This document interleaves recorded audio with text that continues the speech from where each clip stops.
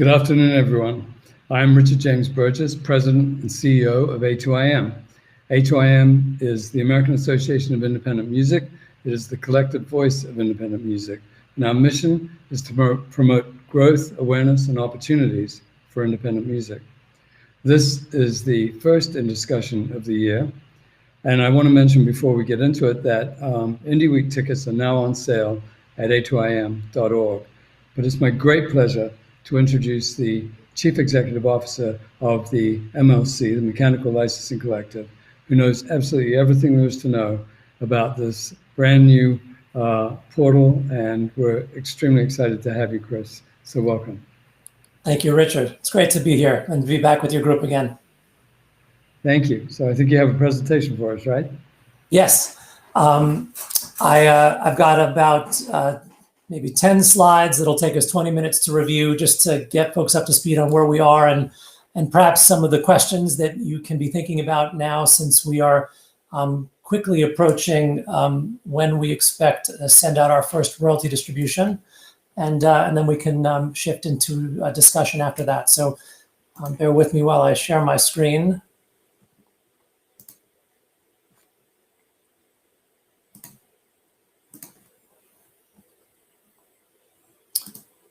And forgive me, I'm going to go back to the beginning.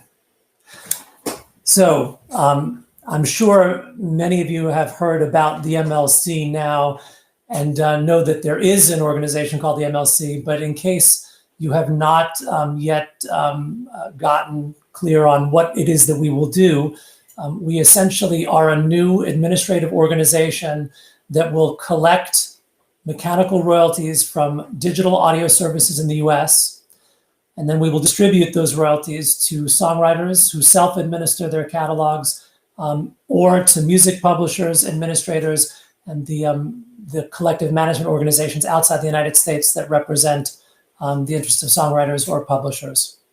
I expect that many of you fit into that category. And so, again, what we will do is collect that money and then hopefully pay you. The MLC was created following the passage of the Music Modernization Act a couple of years ago, pretty landmark piece of copyright legislation here in the United States. And under the law, the MLC is the exclusive administrator of the new blanket license available to those digital audio services that essentially gives them the right to use your songs and any songs in the world.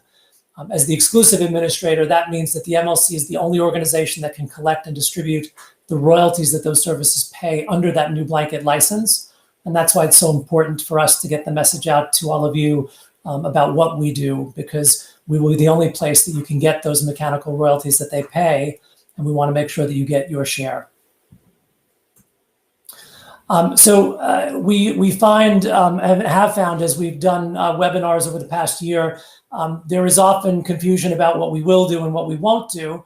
I've given you a little bit of an overview of what we will do, and I'm going to spend a little bit more time now talking about that, again, just to make sure that you're clear on how we fit in, and then I'll speak to some of the things that we will not do. The law is very specific in what it allows us to do and what it prevents us from doing. But the reason that list is so important is because really what those other things represent are other revenue streams that you, either as creators or as companies representing creators, might also need to collect. And we want to make sure that you are not mistakenly believing that we will now be the source of those other revenue streams. I want to make sure that you get paid everything that you're due. And that's true of all of our members. So first on the left, the MLC has now established and is maintaining a public database of musical works ownership. Again, musical works being the legal name for songs, as distinguished from the sound recordings that we think of when we think of records, though in fact, those sound recordings inevitably embody a musical work or a song as well. We are maintaining a database on the song side. We are administering this new blanket license that I just mentioned that is available to digital audio services for their US operations. That's a very important point because many of these services are global in their reach, and they may operate versions of their service in numerous countries around the world. The blanket license that we administer is only available to those services for their US operations, not for their operations in other countries. because we're dealing with digital services that are making all of this music available, we will be receiving data from them. That data will generally be framed around the sound recordings, because those are often the products that they are marketing. They're marketing their products as sound recordings. So again, every one of those sound recordings, it features a performance of a song. But we will get that data keyed to sound recordings, and we will then match it to the data that we have in our database for the musical works or the songs. And it's through the process of making those matches that we will then determine how to distribute the mechanical royalties that we collect and receive from those digital services. One last point worth noting about the MLC: while the blanket license is limited to US services, as you all know, one of the benefits of the move to a digital marketplace has been the ability for creators and companies that work with creators to make their music available all around the world very easily. When you upload a file to a digital service or to a company that aggregates creative material for a digital service, you often have the ability to then allow it to be distributed in every platform around the world that that company offers. So that's made global distribution much easier. The converse is true as well, and that means that in the US market, we are now seeing many, many more sound recordings and musical works available in the US market that originate from overseas. And so even though the blanket license that we administer is limited to the US operations of digital services, we will be paying companies and creators all around the world, because we owe those mechanicals to whomever is entitled to collect them. And so for that material that originated overseas, we'll often be paying people who are based overseas. That's why it's so important for us to connect with some of those collective management organizations around the world, because in many countries around the world, that's how folks collect money like this, especially when it comes from other countries. And so they will be conduits of the revenue we're collecting for those overseas rights holders. So again, now turning to the right side of the slide, the things that we will not do. And again, the reason this is so important to understand is because each of these activities represents a different royalty stream that you, as an owner of an independent label or a creator or both, will want to make sure you're collecting. And so we don't want you to think that we are now taking over responsibility for collecting a different revenue stream. The first one, relevant to anyone who is involved in publishing, is performance royalties. No doubt all of you are familiar with some of the US PROs. ASCAP, BMI, CSAC, and GMR are four of the largest and most notable PROs in this country. They administer performance rights. Those are a different set of rights in songs or musical works than the mechanical rights that we administer. They will continue to collect and distribute those performance royalties. We will be collecting and administering mechanical royalties. So we are not replacing any of those PROs, and they are not able to administer the rights under the blanket license that we can administer. So if you're a publisher or a songwriter who self-administers for any of your songs, you need to make sure you're connected with both of us. That can sometimes be confusing, because when we think about digital streaming, the act of digital streaming involves or implicates both a performance right and a mechanical right. So some of you who are receiving statements from your PRO may see the names of some of the digital services that are now going to operate under the blanket license with us. And that might lead you to think, well, I already get paid by my PRO for royalties from Spotify or Apple Music. And that might lead you to think that there isn't anything else to get from the MLC. But in fact, there are two royalty streams there that you are entitled to, and we want to make sure you get both. The second thing we won't do speaks to the confusion that sometimes exists between the different sides of our industry. So many of you are involved in the industry, particularly on the indie side, because you are musicians. And when you make music, you don't think every moment in that process, am I acting as a writer or a performer? Often the process of creation happens real time, and you're doing both at the same time. But from a legal perspective and a business perspective, there are very different rights, the sound recording rights versus the song or musical composition rights, and they have different revenue streams. So the digital performance rights for sound recordings, those are rights that only sound recording performers or distributors need to worry about. Sound Exchange is the organization that administers those rights. And that's why you will still need to maintain your relationship with Sound Exchange if you have an interest in sound recordings, either as a performer or as a distributor of sound recordings. And we do not replace them. Similarly, they are not able to administer the mechanical rights that are covered by this new blanket. Another area of confusion is with physical products. And I have no doubt that this is relevant to so many of you because vinyl has seen a real resurgence in this country, in no small part because of the indie sector. I think independent companies have long realized the value and the impact that vinyl has on consumers, on their customers. And so vinyl is a growing market. It is now, according to RIAA, larger than CDs for the first time in 20 some odd years. The law does not permit the MLC to administer mechanical rights or to collect mechanical royalties for physical products. So if you're making vinyl and if you're a songwriter and your songs are recorded and then released on vinyl, the MLC will not be involved in the administration of those rights or the collection of those royalties for you. Another area that we are not allowed to be involved with is audiovisual products. As I know you know, there are a lot of services now that are offering audiovisual platforms, or within a platform, you can both listen to an audio recording or watch a video. And often those sit right alongside each other. We may be able to administer the rights, the mechanical rights that relate to the audio-only portion of those services, but we cannot administer the rights related to the audio-visual uses. The same is also true of lyrics. We cannot administer lyric rights.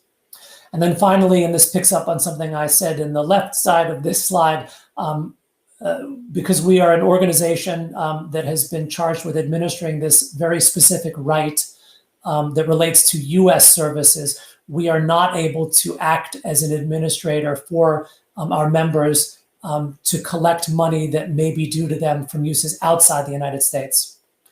So again, for many of you, if you are distributing music in multiple countries, and you also have an interest in the publishing or your songs are being distributed in other countries, the MLC will not be able to help you get all of your mechanicals everywhere in the world. We will only be able to provide you with mechanicals paid under the blanket license here in the United States.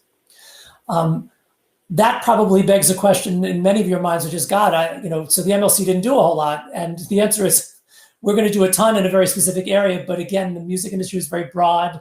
There are lots of different sets of rights, and the law did not eliminate all of those distinctions. It did not create a one-stop shop for all rights, did not create a one-stop shop for registration. So the music business continues to be complex, and that's one of the reasons why we're doing so many of these events like the one today. This is our second already with A2IM, and why it's so important for us to help make sure that everyone we're dealing with understands all of the rights that might generate revenue for them, so that they know where we fit in, and we make sure that they don't inadvertently think that we're replacing a partner they already have. I'll pick up a little speed now as we get to the rest of the deck. So what should you do now?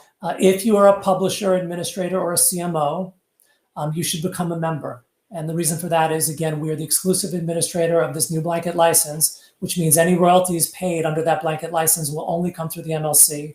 If you are not a member of the MLC, meaning you have not connected with us, given us your banking information, your contact information, we won't have any way to pay you. If you're a songwriter, it's a little bit more nuanced, because the question is, are you acting as your own publisher, or have you partnered with a publisher or an administrator or a CMO? And that question is not binary. It is not an all or nothing thing. So we know many songwriters may have partners for some of their catalog, but they self-administer other works in their catalog. If you self-administer any of your works, you can become a member of the MLC. So as you think about the creators you serve, if you are a creator yourself, these are the first questions to kind of think through. Should you become a member? And if so, you can do that by going to our website, clicking on the Connect to Collect button. I'll show you that in a minute in another slide, and then beginning that process. Second thing to do, check your data. The MLC is now maintaining a public database. You can go to our homepage on our website, click the yellow public search button, and see all of the musical works data in our database.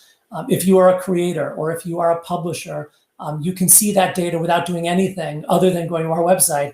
And it's important to do that to see if your data is accurate and complete. And if it isn't, and you are a member, then you can submit updates to the data so that our data is correct. And if you are working with a partner, then that allows you to contact your partner and say, hey, I was looking at my data and it looks like a couple of songs you administer are not accurately reflected. Here's what I think it needs to be, and then enlist their help to fix it. Data is an incredibly challenging part of our business.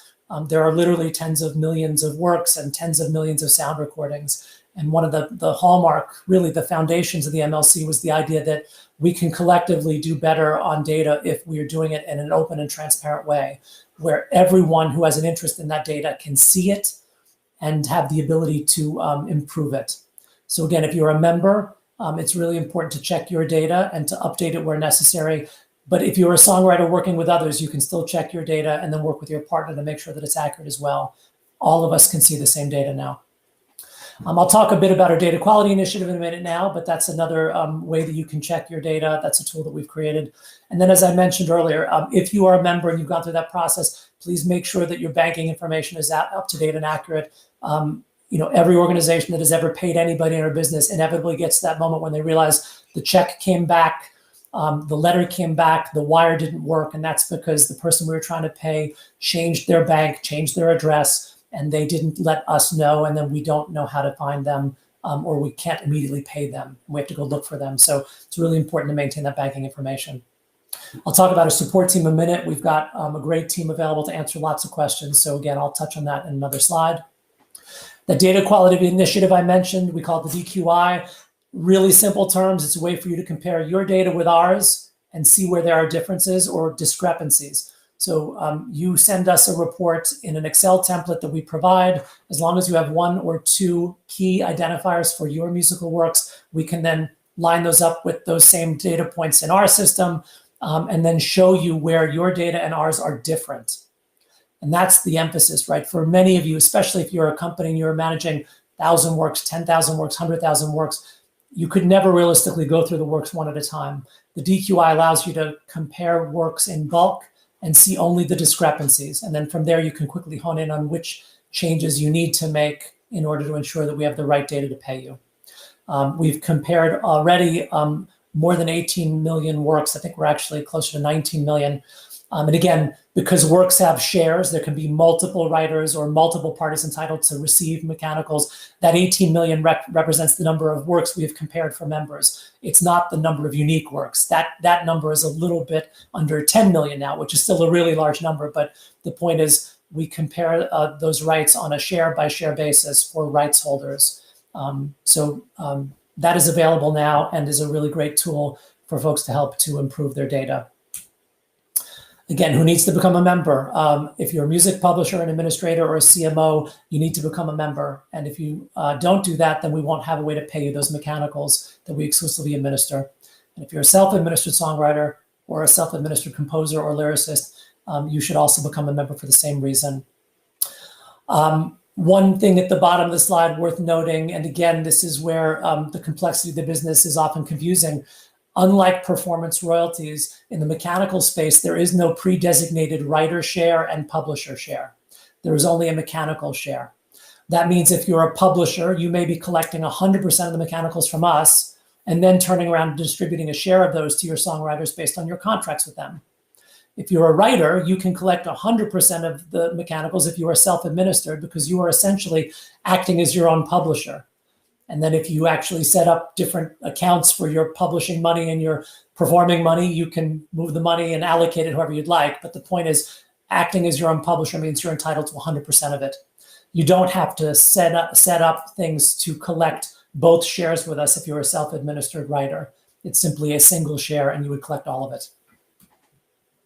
As I mentioned, how do you become a member? Just go to our website, top right corner, click on the blue button, Connect to Collect. One interesting and really notable feature of the MMA, DSPs are responsible for paying 100% of the MLC's operating costs. That means that we can distribute 100% of the royalties we receive without deducting any administration fees. We believe that we are unique among all collective management organizations in the world in that we do not have to deduct an administration fee. And in fact, are not allowed to deduct an administration fee by law. So 100% of what we receive will ultimately be distributed to rights holders. The portal, when you sign up for membership, you will essentially be setting up a user account in our portal. Think of a user account as the user account you might set up on any website where you set up a username and a password. And then you will associate that user account with your member profile. So if you work for a company, you'd be setting up a member profile for your company, and you would then be associating your user account with that company as an authorized representative of that company. If you're self-administered, then you're doing it all yourself, but you still have that distinction between your user account and your member profile. You could, as a self-administered songwriter, allow others to set up user accounts and then associate them with your member account. So if you had a business manager or a friend that you wanted to entrust to help you manage your musical works data, you can make them a user on your account. Again, in that way, self-administered songwriters act in our system just like any other publisher. You don't have to do this all yourself, even though you could. You can bring in other people to help you, and you can make them users in your member profile. The portal is all brand new technology. We built it in less than 12 months. Clean, modern interface. It's meant to be user-friendly. But again, we've built this all from scratch. So we are continuing to build components of it real time and to make it better and better as we go. When we first released it last fall, it was very much an MVP product. It was the first version. We've released, I think, several dozen updates already. Like any software, it's going to continue to grow and get better. But it's available now, and this is how members will interact with us to see their data, submit changes to their data, submit new registrations, and then in a couple of months to receive their royalty statements from us.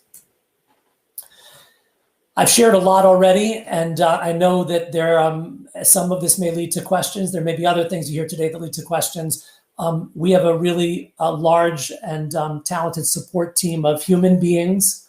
These are not chatbots yet, though we'll probably have some as well, because that can be useful in addition to having the people. But right now we have, I think, almost 20 people available, answering the phones, responding to emails, or chatting with members in the portal 12 hours a day, Monday through Friday, and 9 hours a day on Saturday. So just under 70 hours a week.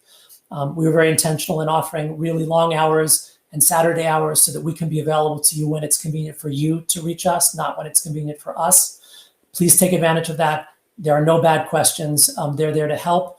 Often they will call you back after spending an hour or two on the phone with you if they can't fully answer a question. So we have conversations that stretch over multiple days. We're there to do what it takes to make sure you understand what you need to do in order to become a member and to manage your works effectively. And then when will we start paying royalties? Again, we're on track to begin sending out royalties in mid to late April of this year. That's a couple of months. Those statements will contain the royalties we receive from digital services for the month of January of this year. And each month thereafter, we will then distribute royalties for the next month. So February will be in May, March will be in June. The historical unmatched royalties that you may have heard about, and we'll talk about with Richard in a moment, those will begin to be made available a little bit later in the year. There's actually another deadline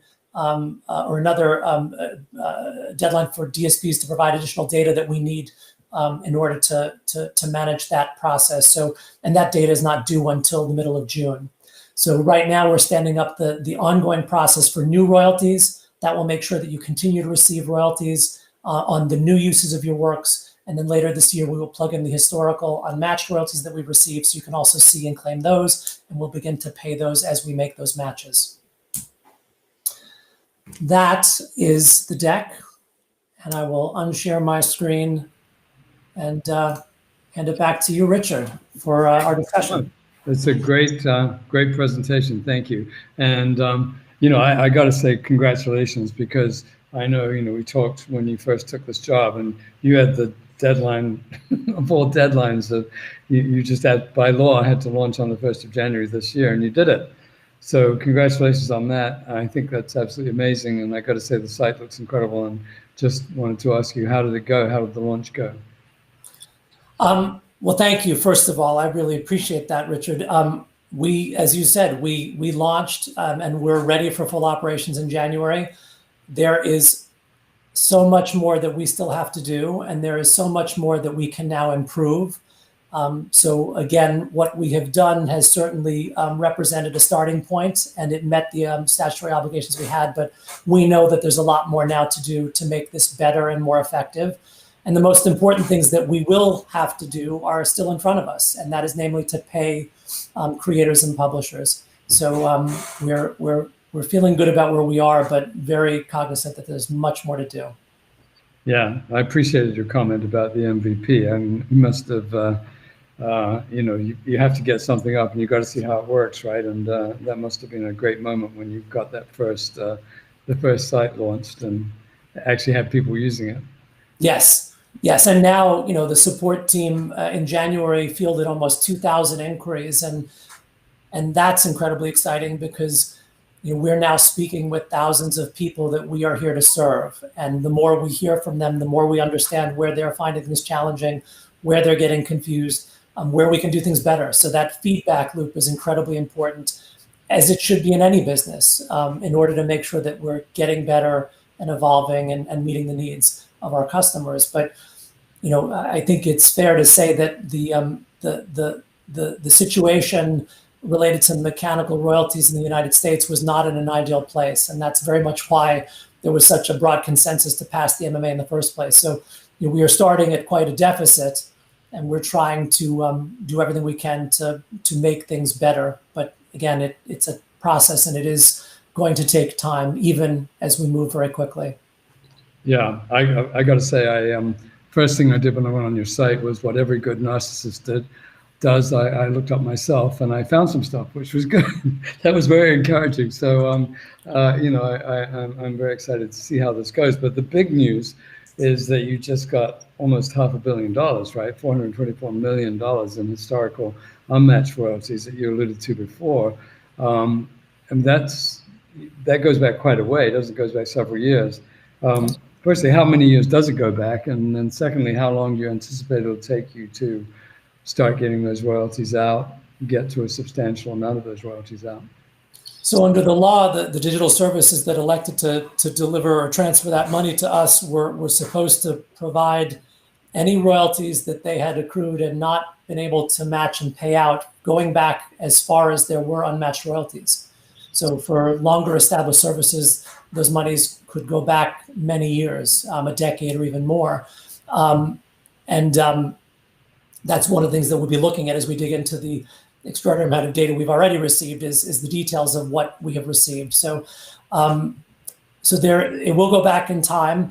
In terms of the timing going forward, again, one of the nuances of the way the law was written was that the deadline for delivering the money was immediate, and that was in part because the advocates that were driving the passage of the law wanted that money to be transferred from the digital services to the MLC as the organization that was ultimately responsible for distributing it, so that it was in our hands, and as an organization governed entirely by publishers and songwriters, effectively in your hands, and now in a place where it can be earning interest, which it does. Under the law, we have to hold those monies in an account that bears interest, so that when we are able to distribute it, we distribute it with interest as well.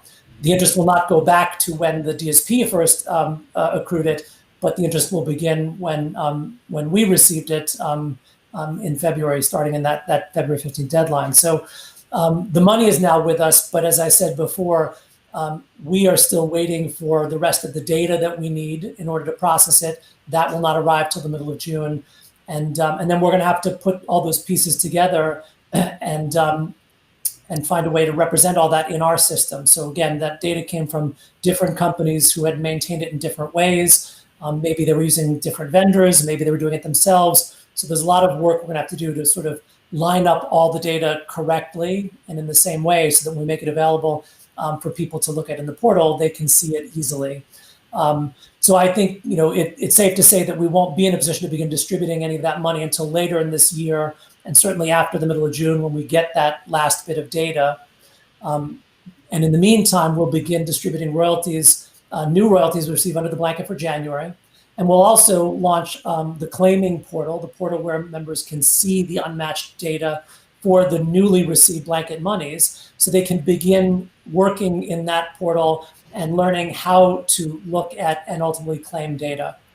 And so by the time we are able to make the historical data available, all of our members will have had some experience receiving regular payments from us, claiming works that were unmatched, will have had some experience matching works as well. And that should set us up to move more quickly on the historical and more effectively. And you touched on it, Richard, this is data that's been out there for a long time. So I don't know yet how quickly we'll be able to match it. A lot of it is probably money that relates to works that have never been registered before in the US. And that's why outreach is so important. We need to get new people into the MLC who have not registered works before and may not ever have been collecting mechanicals, because there's no doubt that some of those mechanicals relate to them. And unless and until we can get them into our system, we won't be in a position to pay them. Is it reasonable to assume, because these are unmatched monies, that these are not pertaining to the biggest artists in the world, because they would have gotten paid from the DSPs, right? These may be, a lot of these may be less well-known artists. Is that a reasonable assumption? I think it is absolutely safe to assume that some portion of this money will relate to artists who have not been as commercially successful, artists who may only have regional followings in the US or local followings in other countries, but whose work still made their way here. I have a number of friends I grew up with whom we all play music together, and one of them posted the other day he's releasing new music, and he's had it up on one of the streaming services, and he's had people download it from 20 countries around the world. But I don't know that he's ever collected a mechanical from an organization like us. So I think a lot of people like that will find that we are a place where they can collect money for the first time. But I'll also say this, Richard, and I know you can appreciate this as someone who knows as much about data as you do. There can be really obvious things hiding in plain sight. If you're looking at a spreadsheet with 30 million lines of data, and maybe there was a typo in the way that some of that data came through, it could well be that a work by a very successful superstar writer is also unmatched because there was some flaw in the data that prevented the computers that are generally driving this process from making the connection. We have a manual matching process that's intended to try to look for those things too, but the volume of data ensures that there will be things like that as well. And that is, again, not because anything was being intentionally left out, it's just the data is overwhelming. So I think for any creator, regardless of the level of success you've had, the level of revenue you're earning, I think doing what you did is actually a really good first step. Go on to the public search, put in your name in the writer field and see what comes up. And then take a look at that data, and that will give you a starting point to see what's missing. And then with the works that are there, you'll be in a position to decide how best to correct them, either yourself if you become a member because you're self-administered, or by contacting your partner if you are with a publisher, administrator, or CMO, so that they can do it on your behalf. I've definitely seen that where very well-known artists are on unmatched lists, and it's always been surprising to me. One question I have for you, Kris, is regarding the time, the clock that ticks, in terms of how long you have to distribute these unmatched royalties before they wind up being dispersed on a market share basis. There is a clock ticking, isn't there? When does that start, and how long does that run for? Sure. There are minimum periods under the law that would prevent us from distributing any remaining unmatched monies before that period expires. So for the historical unmatched money, there's actually a date referenced. It isn't listed exactly as the date, but the words essentially mean January 1st of 2023, which is a couple of years from now. And then for newly received monies, it's effectively 3 years from the date we receive those monies. So for monies related to the January period that we're now beginning to receive data from, that would be 3 years from this January 2024. But those are minimums. And certainly our view from the beginning and our board's strong feeling is that we need to focus all of our efforts on matching as much of it as we can. The market share dynamic or distribution mechanism was built in as a backstop because the advocates for the law did not want the MLC to hold unmatched monies indefinitely or to use them for other purposes. Many places around the world, collective management organizations use those unmatched monies to offset administration costs, or they set up education funds, or they use it to fund other activities that they deem to be worthy, and they are often worthy. Some of them distribute them to local members and not to members that are not local. But whatever those choices, it may mean that some of those monies don't ever get to the creators and their partners.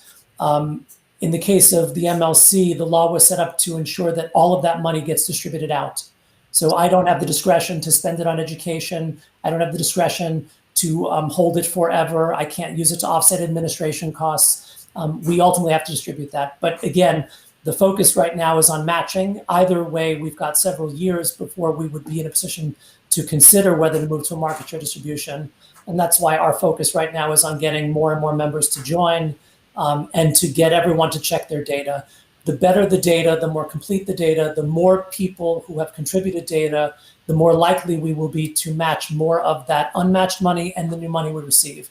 And that's the goal, right? Quite simply, Richard, if we had all of the data from everyone who has an interest in a musical work, in theory, we should be able to pay 100% of mechanicals out to everyone. Everyone gets 100%. If we're not able to do that, then some people will still get 100% because they'll have done all of that, and then they'll get a piece of the money we couldn't pay to others. So at that point, they'll get more than 100, but they'll get more because someone will have gotten less. We would much prefer that everybody get 100%. To the point that you made before about data, getting corrupted and, famous artists not getting the money, or famous song artists not getting the money. A lot of this data, I can't speak to the DSP data, but I know a lot of data in other CMOs has been transferred from index cards by hand, and so there are typos and things like that. So if there were typos in this in this large amount of data that you just received from DSPs, and somebody uploaded their information that didn't match, are there going to be lists posted so people can look through the lists and see something that looks like theirs, even though it doesn't exactly automatically match with the information in the system? Yes. One of the things that we are required to do and will be doing is making available the unmatched activity, both to members and through the public search, to be viewed. So you'll be able to look for unmatched activity that pertains to your works. The theory being, it's better to have more eyes on that than less, because you very well may see something that you recognize that we don't.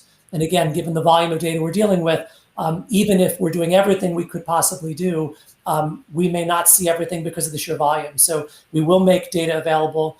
Sometimes people refer to it as the claiming portal. In reality, it'll just be a part of the portal where members can go to see and then claim works that they believe are theirs. But there will also be access for others who are not members to look at it. So again, if you're a songwriter, you'll have some ability to see it and then to let your publisher know, hey, I think that's mine. That's another way that we can, again, try to increase the chances that all of this will be matched by making it widely available. But that's a little later in the process. Again, right now, we're just getting the first new data in that we have to process and then ultimately set up and pay in April. Sometime after April, we'll launch that claiming functionality so that folks can see what we were not able to match for January. And then again, later this year, after we get the rest of the data on the unmatched, we'll be able to do the same thing for the historical unmatched. Great. Did I hear you correctly? I thought I heard you say that January 1st, 2023 is the date for getting this bulk of historically unmatched money out. But did I understand? That's the earliest we could move to a market share distribution of those monies. It is not. We will make that available, the data available. We'll begin matching and paying people well before that. So again, it's the earliest end to that matching process. But again, the earliest date the law permits, not the date we have decided. That is very much still something that we have yet to consider, because we need to see the data, begin the matching process, and see how effective we are at matching it. And if we get to January of 23, we are effectively still matching activity, then I expect that our board will not move to do anything other than continue matching, because the matching is still effective. Right. Again, the dynamic is at some point when that process ceases to deliver results, we're no longer matching, and that money is sitting there. The law did not want, Congress did not want that money sitting in our bank account indefinitely. So that's really another protection for creators to ensure that the MLC does not sit on that money forever. Right. Do you have a percentage in mind as to when you'll be at that point, or are you just going to assess that, the board's going to assess that at the time? We'll have to assess as we get into the process. Again, it's impossible to know right now, because we don't even know, what that data looks like fully yet, because we've just gotten the payments and the data itself. But it's going to take us, quite some time to load up each file, look at what's there, put it into our systems, do all the things that we need to even begin analyzing it. Right. I mean, since we just touched on it, perhaps you'd like to just go over the governance, because I think that's interesting. I know it was a big source of debate during the MMA negotiations, and I think, do you want to talk about the governance of the organization? Yeah, I think I touched on this briefly in the opening remarks, but another, I think, very positive feature of the MLC is that we are governed by a board that consists entirely of publishers and writers. And the composition of the board is actually split essentially evenly, relatively evenly, between those three constituencies: self-administered songwriters, independent publishers, or publishers who are not among the 5 largest publishers, and then the 5 largest publishers. So there is no majority on our board, and the interests of smaller publishers are often unique and different from large publishers. And of course, the self-administered songwriters who act as their own publishers have unique interests. So our board is comprised of representatives that fall into each of those 3 categories. The board members themselves are essentially chosen by those categories. So the self-administered songwriter board members are selected by songwriters in a process that they've devised. The independent or middle sector of publishers, they are selected or elected by publishers who meet a minimum income or revenue threshold, market share threshold. And they then choose their own representatives, and then the larger publishers have the ability to select a representative. Beyond the board, we have 3 advisory committees set up by statute, and those also have representation across all the constituencies. And in fact, the committees right now really favor the independent sector. The first of those committees, and the one that relates to what we were just talking about, the Unclaimed Royalties Oversight Committee, has 10 members, 5 of whom are smaller independent publishers or folks who work for those publishers, and then 5 are self-administered songwriters. We have a disputes resolution committee that is made up of 5 independent publishers and, or I should say, non-major publishers, and 5 self-administered songwriters. And then our operations advisory committee is split between publishers and the digital services, 6 and 6. And right now, 4 of the publishers represented on the OAC are independent publishers. So we have many voices in our governance structure, a part of our team from the independent sector. Our board chair, Lisa Coleman, is an executive at APCO Records, both a record company and publishing company, a very strong, long-established independent. So even our board leadership is reflective of that independent presence. APCO is a member of A2IM, so we're very familiar, and we love Alyssa. So, Elisa, so to one of the points you just raised, how are claim discrepancies resolved if someone has illegally claimed rights? Because this question came in from one of the viewers. You just alluded to a committee that helps with those things, but what is the process if you find that somebody's claimed one of your titles wrongly? Yeah. Short answer is right now, let us know. Reach out to our support team, or if you have a contact on our publisher relations team, you can reach out to that contact directly. Our disputes committee was charged by the board with coming up with a framework for our disputes policy. They did that. We then prepared a policy that they reviewed and approved. The board has reviewed and approved it, and that was actually just published, I believe, yesterday or today. So it's available on our site right now.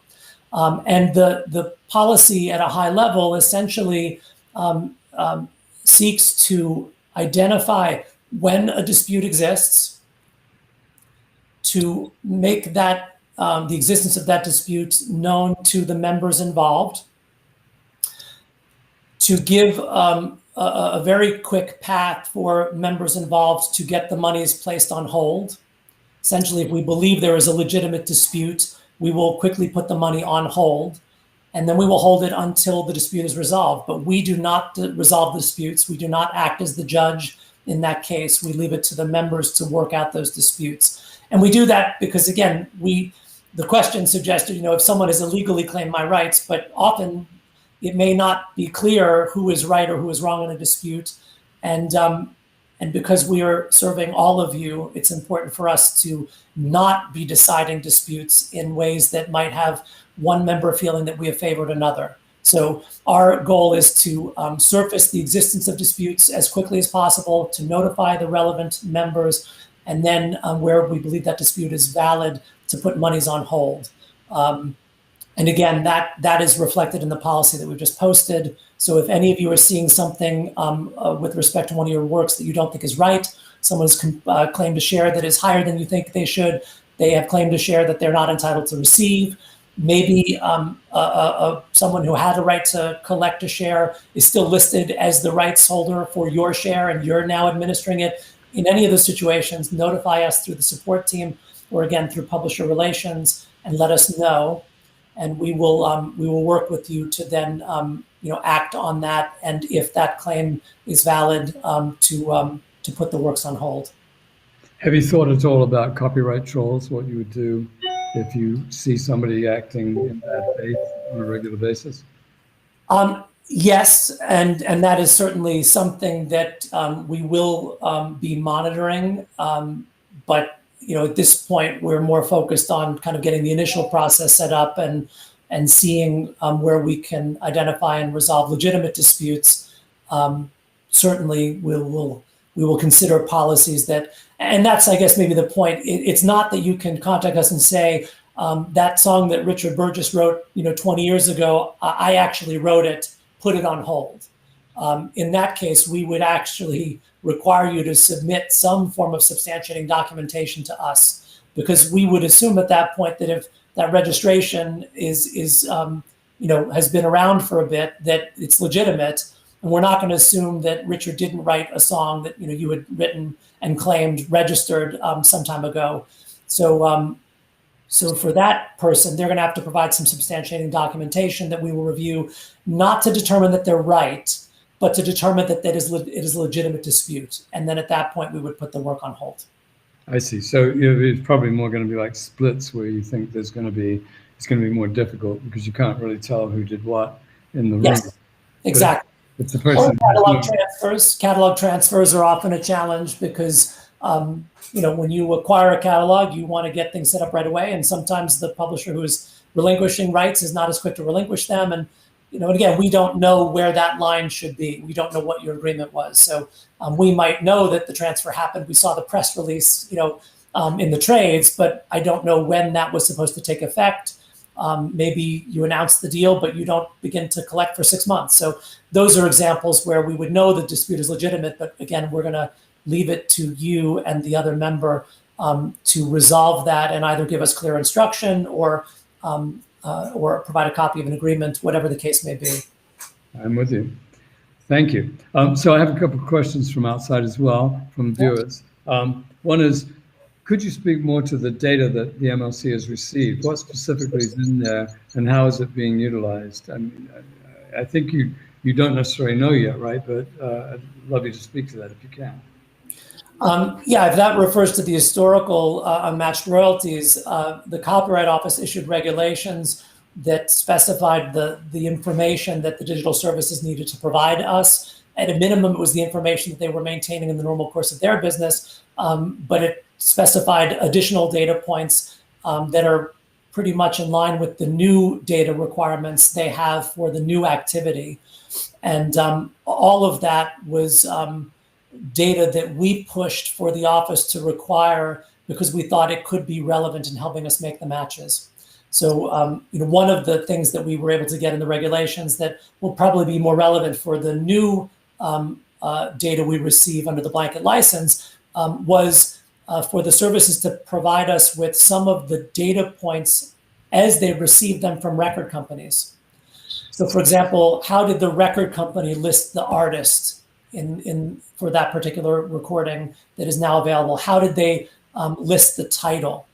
It doesn't take long when you think about songs to come up with an example like Satisfaction by the Stones, right? Mm-hmm.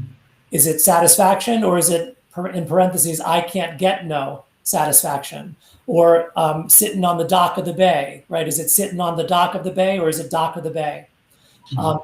And if the data is presented one way by the record company, but a service changes that for their own presentation purposes, now the data we receive differs from what it was when it started. And that could be the difference between us matching effectively a song or a work in a given instance. So getting the original data along with then the version of the data that the service has provided in its service is another helpful way for us to make those connections. So how it will be utilized is in a myriad of ways intended to make those matches between sound recordings and musical works so that we can pay you accurately. Excellent. That's a lot of merging of data you've got going on there. Yes. Yes. Good. I know you have a great team. So another question from a viewer, from Ross. I am a member of BMI and have my work registered with them and also in the Songview database. Will MLC synchronize with Songview database to make it easier for artists like myself who have a large catalog to register my works with the MLC? So the answer today is no. And I know that probably is not the answer that the person asking was hoping to hear, but I will explain why, because I think the explanation will help understand the many reasons. One, it's, I think, important to note that Songview was an extraordinary undertaking that took ASCAP and BMI a number of years to build. The kind of marrying up of data between those two organizations was an extraordinary undertaking, and it continues even after they launched the service. So it's not a simple or an easy task, and I'm sure they would echo that or amplify that. But beyond that, there are some differences in the way that performing royalties work and mechanical royalties work. Most notably that on the performing side, there are shares. So often when a writer is setting up data, they're claiming their share of the writer's share. And the publishing share is different from that. And again, we don't necessarily know how that translates into the mechanical share, because one of the things that won't indicate is who gets to collect the mechanicals, right? So that's one example of how the data doesn't automatically transfer. The other practical challenge is, like any database, there could be issues with the data in those databases. And if we simply ingested their data, now we'd be introducing yet another set of data into our database that could have mistakes or discrepancies. And rather than do that, we would rather receive the data from you directly as a member, because we will always assume that your data is right. And then we're simply updating the data that we've started with to get it in line with your data. We're not trying to reconcile your data with 2 or 3 or 4 other sources of data. So it was also an effort to avoid, or it's intended to avoid additional complexity that in theory might sound like it makes things easier, but in many instances would make things more complicated. But again, this also underscores the challenge the MLC had. We had to build all of this in a very short period of time. The organization was designated by the Copyright Office a little over 18 months ago. And there was no way for us to build our own data set. And so once we then decided to partner with an outside organization to use their data as a starting point, the question was, could we possibly do that with multiple organizations? And the quick conclusion was no. We didn't have the time to even try to reconcile 2 data sets. Again, took ASCAP and BMI quite some time to do that for theirs. So we started with 1 data set, and that's the data that we had on the first day we launched the portal. Since then, people have updated their data, so now our data set has grown and it is unique.